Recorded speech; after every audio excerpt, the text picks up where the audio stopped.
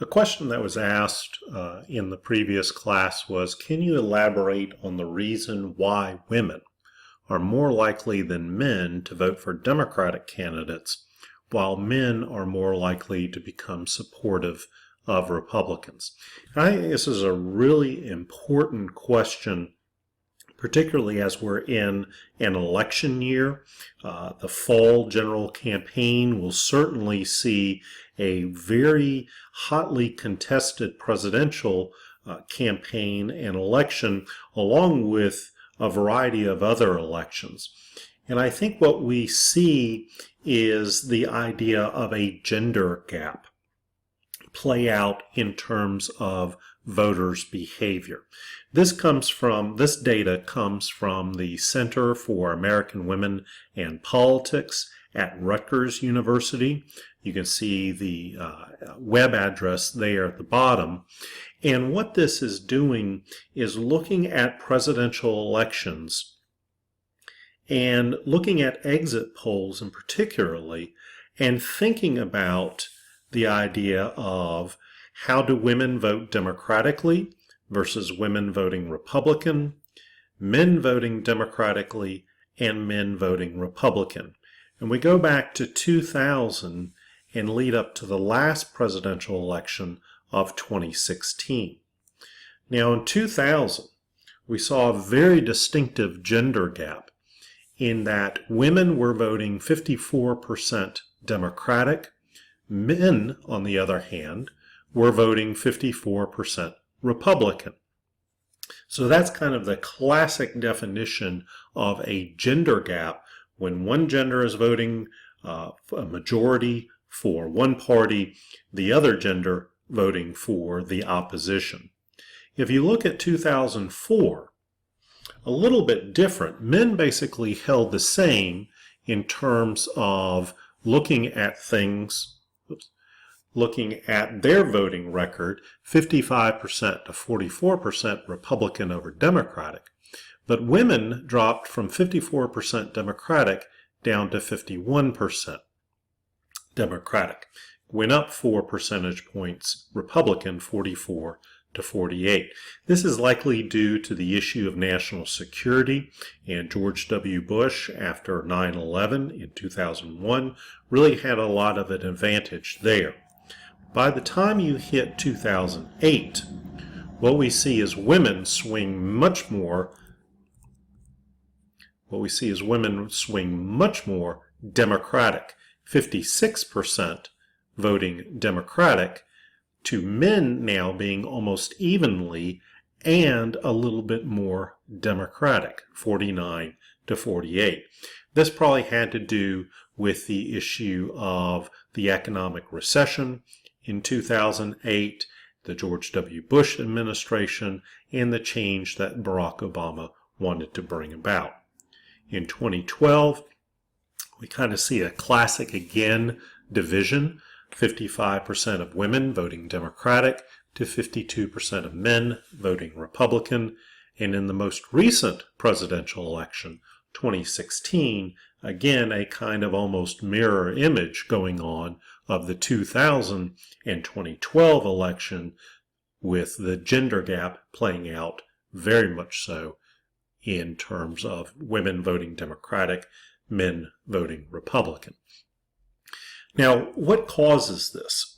There's been a lot of research by scholars in political science about the gender gap, and oftentimes has to do with policy issues. And again, based on the research done by the Center for American Women and Politics, women tend to be much more focused on some key policy issues. For example, they tend to be more focused on economic issues, particularly when the economy goes into a recession or the economy starts to decline. They become much more focused on economic issues than men do. Women tend to be more supportive of firearm restrictions, such as gun control, background checks. Women tend to be more supportive for education spending. They tend to be more supportive of same-sex marriage. They tend to be more supportive of guaranteed health care and basic social services. They also tend to be more likely to support abortions without restrictions. Men tend to be much more likely to support restrictions on abortion. And so what that generally tends to lead us to conclude is that women tend to prefer active government and the idea of stronger social safety nets for citizens at large. And again, this is based on research. You can go to this website, to the Center for American Women in Politics, and find this resource. If you just put in gender gap issue attitudes, you'll come up with this 2012 information. The Pew Research Center has also done some analysis of the gender gap, and this has been tracked over time. And what we're seeing is tending to a widening gender gap on the size and scope of government. In a previous lecture, we talked about what the role of government should be. This research tends to show that women over time, and particularly in the past few years, have gotten into a much more activist role and perspective about wanting more services provided by the government as opposed to smaller government and fewer services. Notice between 2009 and about 2017, it was kind of back and forth.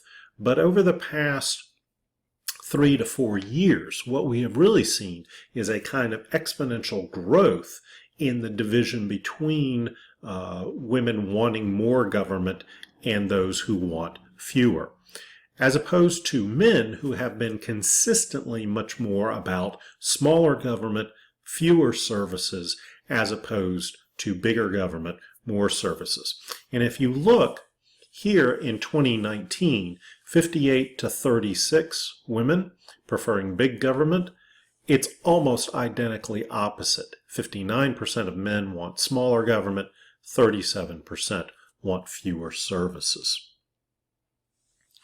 When you look at another Pew Research study and break it up by presidential administrations, so going back to George H.W. Bush, the Clinton administration, the George W. Bush administration, Obama, and the first few years here of the Trump administration, you'll also see it play out in terms of presidential approval ratings and the division between men and women in terms of the average gap. If you go back to George H.W. Bush, there tended to be a 5-point difference with men preferring or giving approval to George H.W. Bush. But then under the Clinton administration, it was women by 3 points in terms of having a higher approval rating than men did for Bill Clinton. Under George W. Bush, again, a flip back to men having a higher approval rating for Bush in terms of his approval versus women. For Obama, no surprise, women flipped back. More women tended to approve of President Obama than men by an average of 5 percentage points. Here's the striking number that really stood out to me when I looked at this particular chart, and this is for the Trump presidency. A 13-point average gap between men and women, men giving Donald Trump 44% on average, women tending to give barely 30%, 31%. So again, this kind of plays out in terms of how the gender gap is really playing in American politics today. I think it is important to recognize the gender gap and to look back and to see how men versus women tend to look at policies and issues and voting patterns. But within American politics, we can also look at the gaps in other areas. For example, the partisan gap. We've talked about the very stark differences between self-identified Democrats and self-identified Republicans. That is very much a partisan gap. We also know in American politics about the racial gap. That is, that white voters tend to vote more Republican, while voters of color, particularly African American voters, tend to be much more Democratic voters. We can see things play out in the regional gap. And here what I'm talking about are issues like urban areas tending to be much more Democratic, as opposed to rural areas being much more Republican. One of the most interesting areas that I find of interest going forward into this fall's election is the generation gap. And here what I'm talking about primarily are the baby boomers, those born between 1945, 1964, those voters who were born between 1965 and 1980, known as Generation X, those voters who are millennials, born after 1980 up to 1996, and for the most part, your generation, Generation Z, those folks born after 1997. What we're seeing is very much a distinct difference between generations and how they identify, first and foremost, with the two major political parties. This is from the Pew Research Center 2017, and it takes the generational cohorts and asks, how do you identify? Are you a Democrat or a lean Democrat versus a Republican or a lean Republican? And among the total sample, Democrats, lean Democrats, 50%, lean Republicans or Republicans, 42%. So a slight advantage on the Democratic identification side. But when you start to break down by generations, the silent generation, those folks born before 1945, before baby boomers, tend to be much more Republican. 52% identify as Republican to 43% Democrats. But when you start to move into the boomers, 48 Democrat, 46 Republican, Gen Xers, 48% Democratic, 43% Republicans. So a fairly close alignment of boomers and Gen Xers. Certainly a +2 Democratic advantage among boomers, a +5 among Generation X, but a very significant among silent generation, +9 Republican. Here's where we get into the very distinct generation gap playing out among partisan identification, particularly for millennials.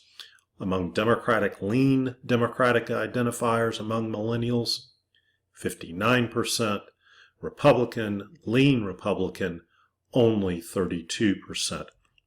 That is a Democratic plus 27-point advantage for Democratic identifiers. And that's going to be a critical place to watch and see how things play out moving forward. Another way to think about this is actual voting patterns. And here this is from the 2018 midterm congressional elections. The congressional vote preference based on generation by registered voters among boomers going back to 1994. Notice how they kind of bounce back and forth. 2006 was a Democratic year, 2010 more of a Republican wave year, but very much closely aligned. Very little difference between the two. Among Gen Xers, again, starting to trend more Democratic in the 2014 and 2018 midterm preferences. But here is again the key looking at millennials. Notice the stark gap between Democratic congressional vote preference and Republican vote preference, particularly in 2008 when it was 62% Democratic to only 29% voting Republican. That's going to be critical to watch and see how that plays out. So just kind of wrap this one up, the 2020s, I think what we're going to see is continuing gaps in voting behavior, likely to see further gaps in voting between different groups. The key is going to be who shows up more in this fall's general election? And then, from a political science point of view about American politics, how wide are these gaps going to be? Are men and women going to be even further divided between Democratic and Republican identification? Is the race gap going to play into it? And is the generation gap going to play into it? These are going to be critical things for us to watch moving forward.